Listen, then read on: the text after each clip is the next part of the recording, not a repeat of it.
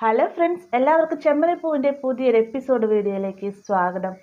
എപ്പിസോഡിന്റെ തുടക്കത്തിൽ തന്നെ കാണിക്കുന്നത് തന്റെ പൂക്കട പോയതിന് നഷ്ടത്തിൽ ആകെ സങ്കടപ്പെട്ടിരിക്കുന്ന രേവതിയുടെ അടുത്തേക്ക് ഭക്ഷണവുമായിട്ട് വന്നിരിക്കുകയാണ് സച്ചി. സച്ചി ഒരുപാട് നിർബന്ധിക്കുന്നുണ്ടെങ്കിൽ രേവതി തനിക്ക് ഭക്ഷണം വേണ്ട എന്നുള്ള വാശിയിലിരിക്കുന്ന സമയത്ത് നിനക്ക് വേണ്ട എന്നാണെങ്കിൽ എനിക്കും വേണ്ട എന്ന് നമ്മുടെ സച്ചി മറുപടി പറയാട്ടെ. പെട്ടെന്ന് തന്നെ രേവതി പറയുന്നുണ്ട്, സച്ചിയായിട്ട് എനിക്ക് സങ്കടം സഹിക്കാനാവുന്നില്ല, എത്രയധികം ആഗ്രഹിച്ച് നമ്മൾ തുടങ്ങിയ കടയായിരുന്നു അത്, എല്ലാം ഒരു നിമിഷം കൈവിട്ട് പോയല്ലോ സച്ചിയെന്ന്, എനിക്ക് എന്തോ ഒരു പ്രതീക്ഷയോട് കൂടി തന്നെ കെട്ടിത്തന്ന കടയാണത്, എനിക്കതൊന്ന് സംരക്ഷിക്കാൻ പോലും ആയില്ല എന്നൊക്കെ രേവതി പറയുന്ന സമയത്ത് അതിന് നീ എന്തിനാ രേവതി ഇത്രയധികം സങ്കടപ്പെട്ടിരിക്കുന്നത്, എന്തിനും ഇതിന് പരിഹാരം ഇല്ലാതിരിക്കുവായിരുന്നു, നീയായിട്ട് കൈവിട്ട് കളഞ്ഞ കടയല്ലല്ലോ അത്, കോർപ്പറേഷനിലേക്ക് ആരോ പരാതി കൊടുത്തു, ആ ഒരു പരാതിയുടെ മുഖേനയല്ലേ കട പോയത് എന്നൊക്കെ പറഞ്ഞുകൊണ്ട് രേവതിയെ സച്ചി സമാധാനിപ്പിക്കാനായിട്ടൊക്കെ ശ്രമിക്കുകയാണ്. അങ്ങനെ ഒരു ഇതൊക്കെ പറഞ്ഞ് മനസ്സിലാക്കി നമ്മുടെ സച്ചി രേവതിയോട് പറയുന്നുണ്ട്, രേവതി നീ ഇനി ഭക്ഷണം കഴിക്കും, കുറച്ചെങ്കിലും കഴിച്ചില്ലെന്നാണ് ശരിയാവുകയില്ല എന്നൊക്കെ പറഞ്ഞുകൊണ്ട് സച്ചിയായി തന്നെ രേവതിക്ക് വായിലേക്ക് വാരി വെച്ച് കൊടുക്കോട്ടെ. ഈ ഒരു സമയത്തും രേവതിയോടായിട്ട് സച്ചി പറയുന്നുണ്ട്, രേവതി നീ തന്നെ ചിന്തിച്ചു നോക്ക്, എൻ്റെ കാറ് പോയ സമയത്ത് മറ്റൊരു കാർ വന്നു, ആ ഒരു കാർ നഷ്ടപ്പെട്ട സമയത്ത്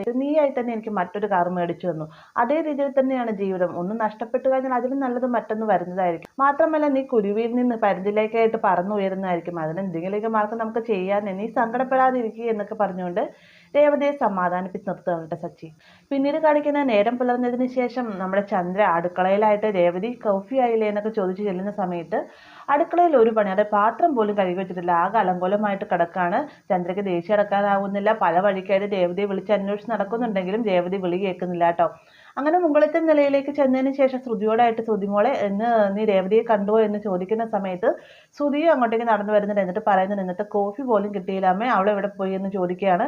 ഈ ഒരു സമയത്താണ് നമ്മുടെ രേവതി ടെറസിന്റെ മുകളിൽ സച്ചിയുടെ കൂടെയുള്ള കടന്നുറങ്ങിയത്, അങ്ങോട്ടേക്കായിട്ട് വരുന്നത്. രേവതിയെ കാണുമ്പോൾ തന്നെ ശ്രുതി ചന്ദ്രയുടെ ആക്ഷൻ കാണിക്കുന്നത്, അതേ വരുന്നുണ്ട് എന്നൊരു ആക്ഷൻ കാണിക്കുന്ന സമയത്ത് ചന്ദ്ര തിരിഞ്ഞു നോക്കിയിട്ട് ചോദിക്കുന്നത്, നീ ഇത്ര നേരം എവിടെയായിരുന്നു എന്ന് ചോദിക്കുമ്പോഴത്തേക്ക് ഞാൻ ടെറസിലായിരുന്നു, കുറച്ചധികം ഉറങ്ങിപ്പോയി, എഴുന്നേൽക്കാൻ വൈകി എന്നൊക്കെ രേവതി മറുപടി പറയുമ്പോഴത്തേക്ക് അതെന്താ നീ വൈകിപ്പോയി എന്ന് ചോദിച്ചു, നിന്നോട് ഹാളിൽ കിടക്കാനല്ലേ പറഞ്ഞു, നിന്നോട് ആര് പറഞ്ഞ് ടെറസിൽ പോയി കിടക്കാൻ എന്നൊക്കെ പറഞ്ഞുകൊണ്ട് ചന്ദ്ര ദേഷ്യപ്പെടുന്ന സമയത്ത് എനിക്ക് തനിയെ കടന്നു കഴിഞ്ഞാൽ ഉറക്കം വരികയില്ല എന്ന് തോന്നി, അതുകൊണ്ട് സച്ചിനോട് സംസാരിച്ച് ഞങ്ങൾ മുകളിൽ തന്നെയാണ് കിടന്നുറങ്ങിയത്, അമ്മയ്ക്ക് ഇപ്പം എന്താ വേണ്ടതെന്ന് രേവതി ചോദിക്കുന്ന സമയത്ത്, ഓ വൈകി എഴുന്നേറ്റം പോലെ നീ ഇപ്പം എന്നോട് ദേഷ്യപ്പെട്ട് വരികയാണോ, ഇവിടുത്തെ പണികളൊക്കെ ആര് തീർക്കും, നീ എന്താ ഇത്ര ലേറ്റ് ആയത് എന്നൊക്കെ ചോദിക്കുന്ന സമയത്ത് രേവതി പറയുന്നുണ്ട്, അതിനുള്ള മറുപടി ഞാൻ നേരത്തെ പറഞ്ഞല്ലോ, ലേറ്റായതിന് കാരണം ഉറങ്ങിപ്പോയി. രേവതി മറുപടി പറയുമ്പോഴത്തേക്കും നിന്റെ നാക്കിന്റെ നീളം കുറച്ച് കൂടുന്നുണ്ട്, ഇവിടുത്തെ പണികളൊക്കെ തീർക്കണമെന്ന് നിനക്ക് അറിയാൻ പാടുള്ളല്ലേ, ശ്രുതിക്കും അതുപോലെ വർഷയ്ക്കും ജോലിക്ക് പോകേണ്ടതാണെന്ന് നിനക്ക് അറിയാൻ പാടുള്ളതല്ലേ, ശ്രുതിയാണെങ്കിൽ വലിയൊരു ബ്യൂട്ടി പാർലർ നടത്തുന്നു, വർഷയാണെങ്കിൽ വലിയ വീട്ടിലെ പെൺകുട്ടിയാണെങ്കിലും ഡബിങ് ചെയ്ത് ജീവിക്കുന്നു, അവർക്ക് അവരുടേതായ ജോലിയും കാര്യങ്ങളൊക്കെ ഉണ്ട്, അല്ല നിന്നെപ്പോലെ ഇവിടെ വെറുതെ കുത്തിയിരിക്കുകയല്ല എന്നൊക്കെ പറഞ്ഞുകൊണ്ട് രേവതിന് ഓരോ കുത്തുവാക്കുകൾ പറയട്ടെ. ഇതൊക്കെ കേട്ടുകൊണ്ട് നമ്മുടെ ശ്രുതിയും ആസ്വദിച്ചെന്ന് നിൽക്കുകയാണ്. അതിനുശേഷം പറയുന്നുണ്ട്, നീ എത്രയും വേഗം ജോലിയൊക്കെ തീർക്കാൻ നോക്കുക എന്നൊക്കെ പറയുമ്പോഴത്തേക്ക് അമ്മ എനിക്ക് തലവേദന എടുത്തിട്ട് മേലായിരുന്നു, അതുകൊണ്ടാണ് ഞാൻ പോയി കിടന്നത്, നിങ്ങൾക്ക് ആർക്കെങ്കിലും ഒരാൾക്ക് പോയി കാപ്പി ഇട്ടാൽ പോരായിരുന്നോ എന്ന് രേവതി ചോദിക്കുമ്പോഴത്തേക്ക്, ഓ നിനക്ക് വേണ്ടിയിട്ട് ഞങ്ങൾ കാപ്പി ഇടായിരിക്കും, ഒരു കാര്യം ചെയ്യ്, നീ പോയി കിടന്നോ, നിനക്ക് കാപ്പി ഇട്ടുകൊണ്ട് അങ്ങോട്ടേക്ക് വരാമെന്ന് ചന്ദ്ര പറഞ്ഞുകൊണ്ടിരിക്കുന്ന സമയത്താണ് സച്ചി അങ്ങോട്ടേക്ക് വരുന്നുണ്ട്. അപ്പൊ രേവതിന് ഒരുപാട് വഴക്ക് പറയുന്നത് കേൾക്കുമ്പോൾ തന്നെ സച്ചി വന്നിട്ട് ചോദിക്കുന്നുണ്ട്, നിങ്ങൾക്ക് ആർക്കെങ്കിലും പോയി കാപ്പി ഇട്ടാൽ പോരായിരുന്നു, ഈ പാർലറെടുത്തിട്ട് കൈക്ക് വലിയ കുഴപ്പമൊന്നുമില്ലല്ലോ, എന്താ പാർലറെടുത്ത് നിങ്ങൾക്ക് ആർക്കെങ്കിലും പോയി കാപ്പി ഇട്ടാൽ പോരായിരുന്നു എന്നൊക്കെ ചോദിക്കുമ്പോഴത്തേക്ക് ശ്രുതി പറയുന്നുണ്ട്, കോഫി കുടിക്കാത്തതുകൊണ്ട് ആകെ ബുദ്ധിമുട്ടായി എന്നൊക്കെ പറഞ്ഞുകൊണ്ട് എണ്ണി പറിക്കൊണ്ടിരിക്കുന്നത് കാണുമ്പോൾ സച്ചി വന്നിട്ട് ചോദിക്കുകയാണ് കേട്ടോ, നിനക്ക് കോഫി ഉണ്ടെങ്കിൽ നീ നിന്റെ ഭാര്യയോട് പോയി പറയണം, അല്ലാതെ എൻ്റെ ഭാര്യ വന്നിട്ട് കോഫി കുടിക്കായിട്ടൊന്നും നോക്കി നിൽക്കണ്ട എന്നൊക്കെ പറയുമ്പോഴത്തേക്കും ശ്രുതി പറയുകയാണ്, ആൻറ്റി ഞങ്ങൾക്ക് ഭക്ഷണമൊന്നും വേണ്ട, ഞാൻ ശ്രുതിയെയും കൂട്ടിക്കൊണ്ട് പുറത്ത് പോയി കഴിച്ചോളാം, ആ ശ്രുതി എന്നും പറഞ്ഞുകൊണ്ട് ശ്രുതിനെ കൂട്ടിക്കൊണ്ട് അവിടെ നിന്ന് പോകണം കേട്ടോ. വേഗം തന്നെ ചന്ദ്ര വന്നിട്ട് രേവതിയായിട്ട് പറയുന്നുണ്ട്, നിനക്ക് സമാധാനമായല്ലോ, ഇവിടെ വീട്ടിലുള്ള എല്ലാവരും പുറത്തുനിന്ന് പോയി ഭക്ഷണം കഴിക്കുക, അവസാനം നിനക്ക് കാലുമേ കാലം കയറ്റി അവിടെ രാജാവിനെ പോലെ ഇരിക്കണം, അതൊക്കെയല്ലേ നിന്റെ ആഗ്രഹം എന്നൊക്കെ ഇങ്ങനെ ചന്ദ്ര ചോദിക്കുമ്പോഴത്തേക്കും, അമ്മ ഞാൻ അങ്ങനെയൊന്നും പറഞ്ഞിട്ടില്ല, എനിക്കിന്ന് ഭയങ്കര തലവേദനയാണ്, അതുകൊണ്ടാണ് ഞാൻ കുറച്ച് വൈകി എഴുന്നേറ്റത്, ഞാൻ എല്ലാവർക്കും വേണ്ടിയുള്ള ഭക്ഷണം ഇപ്പോൾ ഉണ്ടാക്കി തരാമെന്ന് പറഞ്ഞ് രേവതി അടുക്കളയിട്ട് പോകാനിരുങ്ങുന്ന സമയത്ത് സച്ചി പിടിച്ചു നിർത്താട്ടെ. എന്നിട്ട് പറയുന്നുണ്ട്, നീ എന്തെങ്കിലും ഉണ്ടാക്കുന്നതിൻ്റെ അച്ഛനും എനിക്ക് വേണ്ടി മാത്രം ഉണ്ടാക്കിയാൽ മതി, ബാക്കിയുള്ളവർക്ക് അവരവർ തന്നെ ഉണ്ടാക്കി കഴിച്ചോളൂ, അല്ലെന്നാണ് അവരുടെ ഭാര്യമാരുണ്ടാക്കി കൊടുത്തോളും എന്നൊക്കെ പറയുമ്പോഴത്തേക്കും രേവതി പറയുക, അല്ല അമ്മ പറഞ്ഞതിനും കാര്യമില്ല സച്ചിയായിട്ട്, ഇവിടെ നിലവിൽ ജോലി ഇല്ലാതിരിക്കുന്ന എനിക്ക് മാത്രമാണ്, എനിക്ക് അടുക്കളയിൽ തന്നെ കഴിഞ്ഞുകൂടാനുള്ള യോഗം, ഒന്നും പറഞ്ഞിട്ട് കാര്യമില്ല എന്നൊക്കെ പറഞ്ഞുകൊണ്ട് രേവതി വളരെയധികം സങ്കടത്തോടുകൂടി തന്നെയാണ് അടുക്കളയിലേക്ക് പോകുന്നത്. ഈ ഒരു കാഴ്ച കാണുമ്പോഴത്തേക്കും നമ്മുടെ ചന്ദ്രയ്ക്ക് ഭയങ്കര സന്തോഷമാവുന്നത്. ചന്ദ്ര ഉള്ളോടുകൂടി ഇങ്ങനെ ചിരിച്ചുകൊണ്ടിരിക്കുന്ന സമയത്ത് സച്ചി വേഗം രൂക്ഷമായി ചന്ദ്രയെ നോക്കുകയാണ്. ചന്ദ്ര വേഗം മുഖം തിരിച്ചു വെക്കുകയാണ് കേട്ടോ.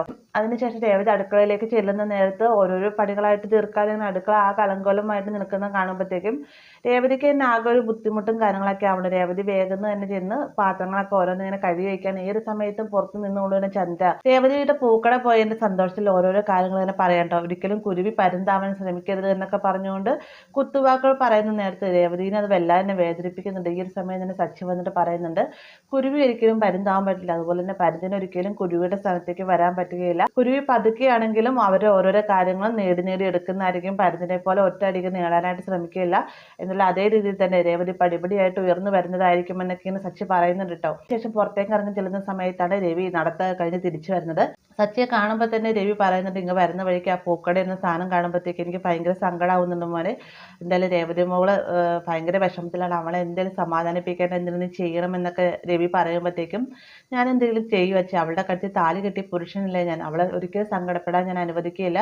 എന്തായാലും അവൾ അടുക്കളയിൽ തന്നെ തറച്ചിടാൻ ഞാൻ തീരുമാനിച്ചിട്ടില്ല എന്നൊക്കെ സച്ചി പറയുന്ന സമയത്ത് അത് തന്നെയാണ് വേണ്ടത്, നിനക്ക് ആരെങ്കിലും സംശയമുണ്ടോ എന്ന് രവി ചോദിക്കുന്ന നേരത്ത് സംശയമുണ്ടായിച്ചേ ഈ വീട്ടിലുള്ളവർ തന്നെയാണ് എനിക്ക് സംശയം, അച്ഛനും അതുപോലെ തന്നെ സംശയമുണ്ടെന്ന് എനിക്കറിയാം. പക്ഷേ നമ്മുടെ കയ്യിൽ അതിയായ തെളിവുകളൊന്നുമില്ല. തെളിവുകളെല്ലാം കിട്ടിയതിന് ശേഷം ഞാനൊന്നും ഇങ്ങോട്ടേക്ക് വരുന്നുണ്ട്, എല്ലാത്തിനും തക്കതായ മറുപടിയും പറഞ്ഞു കൊടുക്കുന്നുണ്ടെന്നൊക്കെ സച്ചി പറയുകയാണ്. അതിനുശേഷം രവി പറയുകയാണ്, എന്തായാലും നീ ഒന്നോട് കോർപ്പറേഷനിൽ ഒന്ന് പോയി സംസാരിച്ച് വെക്ക്, പോകുന്ന സമയത്ത് രേവതി മോളെയും കുട്ടിക്കും ഉണ്ടെന്ന് കറങ്ങിയിട്ടൊക്കെ പോരെ എന്നൊക്കെ പറയുമ്പോഴത്തേക്കും ഇല്ല അച്ഛ, അവൾ അടുക്കളയിൽ നിന്ന് ഇങ്ങോട്ടും വരികയില്ല, അടുക്കള ജോലിക്ക് കയറി കഴിഞ്ഞാൽ അറിയാലോ ആ ജോലി ഫുള്ളും തീർത്തിട്ടാണ് അവൾ പുറത്തേക്ക് ഇറങ്ങാറുള്ളൂ. ഇന്നിപ്പോൾ ലേറ്റായിട്ടാണ് എഴുന്നേറ്റിട്ട്, മാത്രമല്ല അവൾക്ക് പുറത്തേക്ക് വരാൻ പറ്റിയൊരു മൂഡിലും അല്ല. ഞാൻ എന്തായാലും കോർപ്പറേഷനിലൊക്കെ ഒന്ന് പോയി സംസാരിക്കാം, രേവതിനെ എന്തായാലും വെറുതെ വിടാൻ ഞാൻ തീരുമാനിച്ചിട്ടില്ല, അവൾ അടുക്കളയിൽ നിന്ന് പുറത്തേക്ക് തന്നെ ഞാൻ കൊണ്ടുവരുന്നതായിരിക്കും എന്നൊക്കെ സച്ചി പറഞ്ഞിട്ട് പുറത്തേക്ക് പോവാണ് കേട്ടോ. ഇതേ സമയം തന്നെ കാർ സ്റ്റാൻഡിലാകട്ടെ കാർത്തിക്കും ബൈജുവും ഒക്കെ സംസാരിച്ചുകൊണ്ടിരിക്കുകയാണ്. ആ ഒരു സമയത്താണ് സച്ചി അങ്ങോട്ടേക്ക് വരുന്നത്. സച്ചി വരുന്ന കാണുമ്പോൾ തന്നെ മഹേഷ് ചോദിക്കുന്നുണ്ട്, നീ ഓട്ടം പോയിട്ട് വന്നതാണ് എന്ന് ചോദിക്കുന്ന നേരത്ത് ഓട്ടത്തിന് പോകാൻ പറ്റിയൊരു മൂഡിലല്ല താനെന്ന് സച്ചി മറുപടി പറയുന്നുണ്ട്. എന്ത് പറ്റിയെന്ന് കാർത്തിക് ചോദിക്കുന്ന സമയത്ത് ഒന്നുമില്ലടാ, നിനക്കറിയാലോ ഞാൻ എത്ര അധികം ആഗ്രഹത്തോടും സന്തോഷത്തോടും കൂടിയാണ് രേവതിക്ക് വേണ്ടിയിട്ട് പൂക്കൾ കെട്ടിക്കൊടുത്തതെന്ന്, അതിനെല്ലാ സപ്പോർട്ടും നിങ്ങൾ എനിക്ക് തന്നതാണ്. പക്ഷേ ആ ഒരു പൂക്കൾ അത് കോർപ്പറേഷൻകാർ കൊണ്ടുപോയി, രേവതി അതിൻ്റെ സങ്കടത്തിലാണെന്നൊക്കെ പറയുമ്പോഴത്തേക്കും കാർത്തിക്കിനും അതുപോലെ മഹേഷിനൊക്കെ ഭയങ്കര സങ്കടമാകുന്നുണ്ട് കേട്ടോ. അവർ വേഗം ചോദിക്കുന്നുണ്ട് എന്ത് കാര്യം കൊണ്ടാണ് രേവതിയുടെ പൂക്കടയിൽ കൊണ്ടുപോയതെന്നൊക്കെ ചോദിക്കുന്ന നേരത്ത് കോർപ്പറേഷനിൽ ആരാണ്ടും പരാതി കൊടുത്തതിൻ്റെ പേരിലാണ് പൂക്കട കൊണ്ടുപോയതെന്നൊക്കെ പറയുമ്പോഴത്തേക്കും നിനക്കെന്താ കോർപ്പറേഷൻ ഒന്ന് പോയി സംസാരിക്കാൻ പാടില്ല, എന്തെങ്കിലും ചെറുതായിട്ട് പൈസ കൊടുത്തു കഴിഞ്ഞാൽ അവർ ആ കട തിരികെ തരുന്നതായിരിക്കും, കുറച്ചുകൂടി ഉള്ളിലേക്ക് ഒരുക്കി ആ ഒരു സെറ്റപ്പിൽ തന്നെ നമുക്ക് കട ചെയ്ത് കൊടുക്കാമായിരുന്നല്ലോ എന്നൊക്കെ ചോദിക്കുന്ന സമയത്ത് കോർപ്പറേഷനിൽ പോയി ഞാൻ സംസാരിച്ചു, പക്ഷേ എന്ത് പറഞ്ഞിട്ട് കാര്യമില്ല, ആ ഒരു പരാതി ആരോ ഒരാൾ പരാതി കൊടുത്തു, ആ ഒരു പരാതിയുടെ പേരിലാണ് ഇപ്പോൾ വലിയ പ്രശ്നമായിരിക്കുന്നത്, അതല്ലായിരുന്നെങ്കിൽ യാതൊരു പ്രശ്നം ഉണ്ടാവില്ലായിരുന്നു. രേവതിയുടെ ഉയർച്ചയിൽ അസൂയ കാണുന്ന ആരൊക്കെയോ ചെയ്ത പണിയാണിത്, എന്തായാലും അവർക്കുള്ള പണി ഞാൻ കൊടുക്കുന്നതായിരിക്കും, പക്ഷേ രേവതിയുടെ സങ്കടം കണ്ട് സഹിക്കാൻ പറ്റുന്നില്ല എന്നൊക്കെയാണ് സച്ചി പറയുന്ന നേരത്ത് ഇതിപ്പോൾ നീ എന്ത് ചെയ്യാനാണ് പ്ലാനിങ് എന്ന് മഹേഷ് ചോദിക്കുന്നുണ്ട്. എന്തായാലും വേണ്ടില്ല, എന്തെങ്കിലും രേവതിക്ക് ചെയ്ത് കൊടുക്കണം, വലിയൊരു ഷോപ്പ് മേടിച്ചാൽ അതിനുള്ളിൽ AC സെറ്റ് ചെയ്ത് വലിയൊരു പൂക്കട അവർക്ക് ചെയ്ത് കൊടുത്താലോ എന്ന് എനിക്കൊരു ആഗ്രഹമുണ്ടെന്നൊക്കെ പറയുമ്പോഴത്തേക്കും മഹേഷും കാർത്തിക്കും കൂടി സച്ചിയെ നോക്കുകയാണ്. ഈ ഒരു സമയം സച്ചി പറയുന്നത്, നിങ്ങളെന്താ എന്നെ ഇങ്ങനെ നോക്കുന്നത്, ഇത്രയും പണം നിൻ്റെ എവിടെ നിന്ന് ഉണ്ടാവാനായിരിക്കുമെന്നായിരിക്കുമല്ലോ ചിന്തിക്കുന്നത്, സ്വപ്നം കാണുന്നതിന് പൈസ മുടക്കേണ്ട കാര്യമില്ലല്ലോ, വലുതായിട്ട് എന്തെങ്കിലുമൊക്കെ നമ്മൾ ആഗ്രഹിച്ചാൽ അതേ രീതിക്ക് എത്തിയില്ലെങ്കിലും ഏകദേശം അതേ രീതിയിൽ തന്നെ എന്തെങ്കിലുമൊക്കെ ചെയ്യാൻ സാധിക്കുള്ളൂ എന്നൊക്കെ സച്ചി പറയുമ്പോഴത്തേക്കും എടാ പൂക്കടയ്ക്ക് AC-യുടെ കാര്യമുണ്ട്, AC-യുടെ പൂക്കട വെച്ചിട്ട് ആരും വരാൻ പോകുന്നില്ല, എല്ലാവരും നോക്കുന്ന ചെറിയ ചെറിയ പൂക്കടകളിലേക്കായിരിക്കും പോകുന്നത്, അവിടെയാണ് തീരെ വിലക്കുറവായിരിക്കും, അത് മാത്രമല്ല സൗകര്യവുമായിരിക്കും, വലിയ തിരക്കും കാര്യങ്ങളൊന്നും ഉണ്ടാവില്ല, അതുകൊണ്ട് തന്നെ ചെറിയ പൂക്കടയാണ് എപ്പോഴും നല്ലത് എന്നൊക്കെ ഇങ്ങനെ മഹേഷും കാർത്തിക്കും കൂടെ ഒക്കെ പറഞ്ഞു കൊടുക്കാറുണ്ട്. എന്നാൽ നമ്മുടെ സച്ചി ആകട്ടെ എന്ത് വിധേനയും രേവതിക്ക് വേണ്ടിയിട്ട് എന്തെങ്കിലും ഒരു കാര്യം ചെയ്തു കൊടുക്കണം, രേവതിന് ഒരിക്കലും അടുക്കളയിൽ തറച്ചിടാൻ പാടില്ല എന്നൊക്കെ പറഞ്ഞുകൊണ്ട് നമ്മുടെ മഹേഷിനോടും ബൈജുവിനോടും കാർത്തികിനോടൊക്കെ സംസാരിച്ചുകൊണ്ട് നിൽക്കുന്ന ഭാഗത്തോടെയാണ് ഇന്നത്തെ എപ്പിസോഡ് അവസാനിക്കുന്നത്. വീഡിയോ ഇഷ്ടമായെങ്കിൽ ലൈക്ക് ചെയ്യാനും കൂടെ ചാനൽ സബ്സ്ക്രൈബ് ചെയ്യാനും മറക്കരുത്.